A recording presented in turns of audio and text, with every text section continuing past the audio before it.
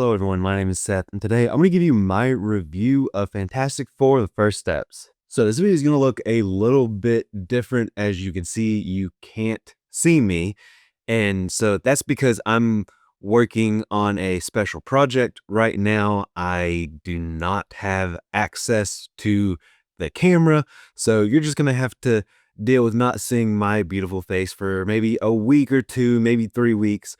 But nevertheless, I wanted to get you my review of Fantastic Four. This was one of my most anticipated films of the year. I absolutely loved the talent behind it, and I loved everything that I saw from the trailers and behind the scenes stuff. And I am so happy to say that I did love the Fantastic Four. But before we go any farther, go ahead and like this video, hit subscribe, and hit the bell icon so you never miss a video. Thank you so much for watching, and I really hope you enjoy the review. I want to get right into it and say that this is the best on-screen interpretation of the Fantastic Four we have ever seen. I know it's not necessarily a high bar to clear, but even if it was a high bar, I still think it would end up being the best interpretation. I just really loved the film that much. First off, this really felt like a Phase 1 or Phase 2 Marvel film, and I mean that in the best way possible.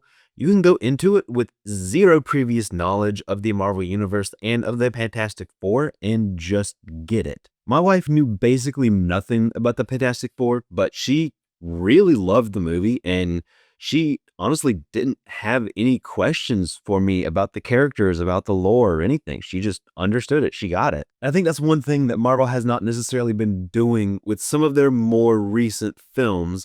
You've maybe had to do a little bit more homework, but this just felt like you could go right into it. This could be an entry point for anybody. I think that just goes to show that this was an incredibly well-written film. I think this film flowed so well, and it honestly had just about a perfect pace. I just wish it was longer because I wanted to spend more time in this world and with these characters. I think maybe the first act could have been a little bit longer just to give us a little bit more time to breathe and to learn these characters. But that is just kind of a little bit of a nitpick. This was on the shorter end of the MCU films, and so I think from time to time, maybe you could tell that. So my wish would be that it was a little bit longer. One thing I will say about the third act of the story is that maybe it was ever so slightly underwhelming. I still liked it. I still think it was a very good finale to the film.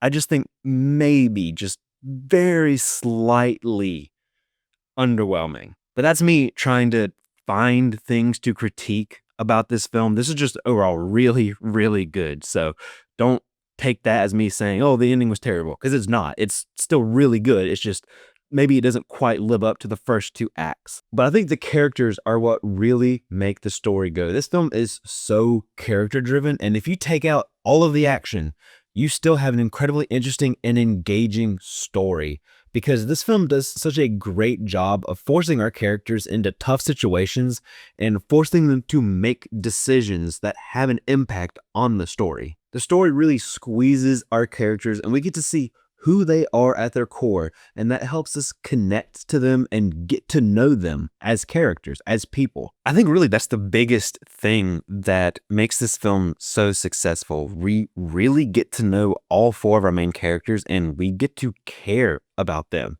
And when they're put in tough situations, we are so invested because we end up loving these characters. Another thing about these characters is that they just got them right. Johnny was a huge standout to me. It could be so easy to make him, kind of a jerk, hot-headed kind of character, and that's happened before, but I feel like that's just kind of a lazy shorthand from what his character is supposed to be. He's funny, he makes jokes, he pokes fun with the other characters, but you can tell that he really, really does love Sue, Reed, and Ben. Of course, he jokes with Ben, he jokes with Reed. You see it in the trailers. He says, oh, you're way out of your depth about being a father. But none of his joking ever feels mean. It feels like the fun, light-hearted joking you would do with somebody that you consider a super close friend or family. Johnny never feels cocky, but you could tell he's confident. And this is the first version of Johnny that actually makes me believe that he is super smart, he's a scientist, and he deserved to be on that initial flight with the other three characters. He was actually integral to finding out a key piece of information that led to them succeeding, and I absolutely loved that. Reed was the smartest man in the room, the smartest man in any room, and you could tell that his mind was always working, but he still felt relatable at the same time. He didn't feel like some kind of super smart and unapproachable alien.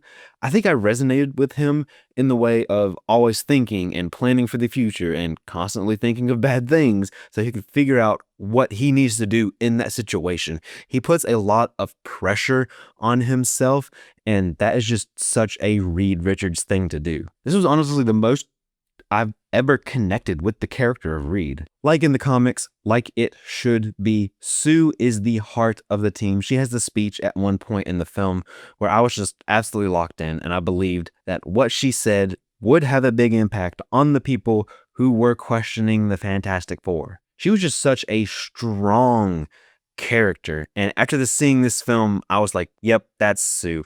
That's definitely Sue. And I loved Ben. He probably had the least deep character focus in this film, but that doesn't mean he was neglected at all or he didn't make an impact. He does have some small moments where you can really tell what's going on internally with him. Sue is the heart of the team, but I think Ben is the backbone, and I think that's exactly what you want from a Fantastic Four film. And there are two other main characters. The antagonists were Galactus and Shalla-Bal. They don't really get as much depth as we get from the four, but we don't really need that much. We get what we need from the villains here. Shalla-Bal feels cold and intimidating, and I love the relationship that is developed between her and Johnny throughout the course of this film. And Galactus is exactly what I wanted. The design to the way he was presented and filmed here was honestly perfect. The first time he showed up, I got chills. And I want to use Galactus to talk about the visual style and the cinematography of this film. I think that's a great transition because I absolutely loved the look of this film. The retro-futuristic 60s aesthetic was a huge win. Visually, it sets itself apart from other action films, from other comic book films. It's visually so different from basically any other comic book film we've seen. The set and costume design were amazing. Like, I want to get a Mr. Fantastic suit for Halloween. I think that's probably going to be what I do this year. I think the cinematography was so engaging. It gets you right in the action, and it honestly does a great job of showcasing each of our characters' powers. And everything with Galactus was amazing. I would say to see this in IMAX if you can, even if it's a longer drive, I think it's worth it. Seeing these visuals on the biggest screen possible is the way to go. Galactus was so intimidating, and the scale that they had for him was so impressive, and it is exactly what I wanted. The CGI, I would say, was almost perfect. There's a couple of small moments that honestly didn't really look great, but all of the big stuff, all of the important stuff looked incredible. All of the powers, the Silver Surfer, and the Thing all basically looked perfect to me. And there was one sequence that was near a black hole, which was honestly one of the most visually impressive, fun, and tense sequences in the MCU. It is definitely like a top 10 sequence in the MCU for me. The sound design was great too. I have to mention this when talking about Galactus because Ralph Ineson already has one of the best voices in Hollywood, and his scenes in this where he speaks, especially in IMAX, literally just shook me to my core and gave me chills. I think the performances here were all great.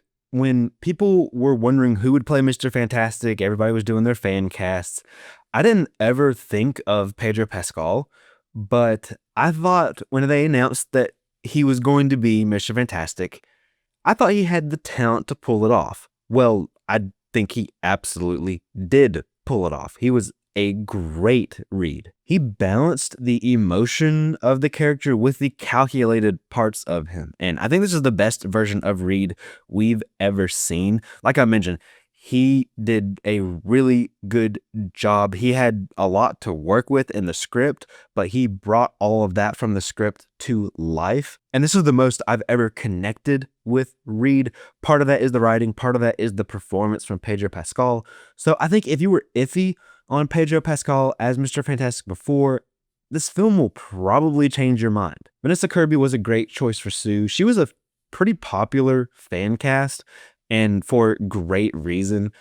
And she did a great job. Like I said before, Sue is the heart of the team, and Vanessa Kirby absolutely delivered that with her performance as well. She played just such a strong, caring person, and immediately, from the very first scene, I connected with her. Joseph Quinn stole just about every scene he was in. He was probably like the biggest highlight of the film for me. He brought the right amount of humor and heart to the role of Johnny, and I think he's definitely the definitive version of Johnny Storm. Evan Moss-Bachrach brought a lot of depth to the thing. I feel like his performance, even the small details, come through in the CGI, and it really gives a hint to how Ben feels, and I really can't wait to see more from him. I think one of the most important things with the performance between these four is the chemistry, and they got that chemistry right. That's probably the most important thing that you need to get right with the Fantastic Four,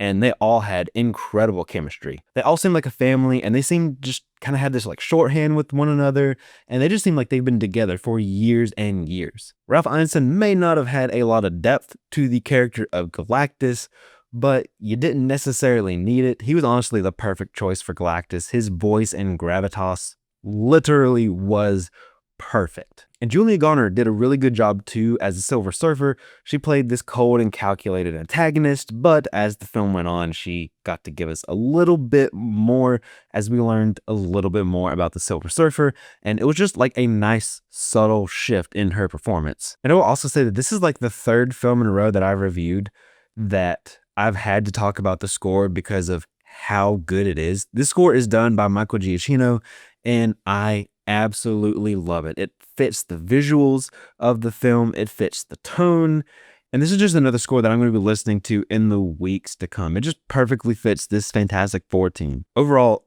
this is a fantastic film. I guess pun included. The action is so much fun, but like I said, even if you take all of that away, the characters and the performances are strong enough that it's still an entertaining and engaging film.